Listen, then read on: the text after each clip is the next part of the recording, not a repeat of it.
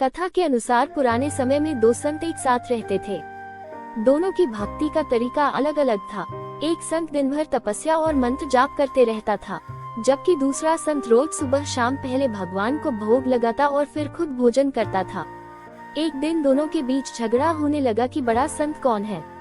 इस दौरान वहां नारद मुनि पहुंच गए। नारद ने दोनों संतों से पूछा कि किस बात के लिए लड़ाई कर रहे हैं। संतों ने बताया कि हम ये तय नहीं कर पा रहे हैं कि दोनों में बड़ा संत कौन है। नारद ने कहा कि ये तो छोटी सी बात है, इसका फैसला मैं कल कर दूंगा। अगले दिन नारद मुनि ने मंदिर में दोनों संतों की जगह के पास हीरे की एक अंगूठी रख दी।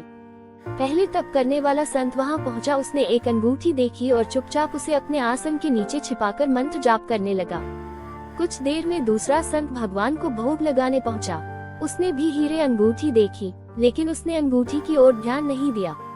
भगवान को भोग लगाया और खाना खाने लगा। उसने अंगूठी नहीं उठाए। उसके मन में लालच नहीं जागा, क्योंकि उसे भरोसा था कि भगवान रोज उसके लिए खाने की व्यवस्था जरूर करेंगे। कुछ देर बाद वहां नारद जी आ गए। दोनों संतों ने पूछा कि अब आप बताएं कि हम दोनों में बड़ा संत कौन है।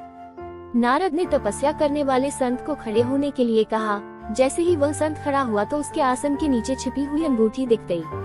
नारद मुनि ने उससे कहा कि तुम दोनों में भोग लगाकर खाना खाने वाला संत बड़ा है। तपस्या करने वाले संत में चोरी करने की बुरी आदत है। उसने भक्ति के समय में भी चोरी करने से संकोच नहीं किया, जबकि भोग लगाने वाले संत ने अंगूठी की ओर ध्यान तक नहीं दिया। इस कारण वही संत बड़ा है। प्रसंग की सीख। इस प्रसंग की सीख यह है कि भक्ति तभी सफल होती है जब भक्त के मन में बुरे विचार न हो, भक्त बुरे काम न करता हो।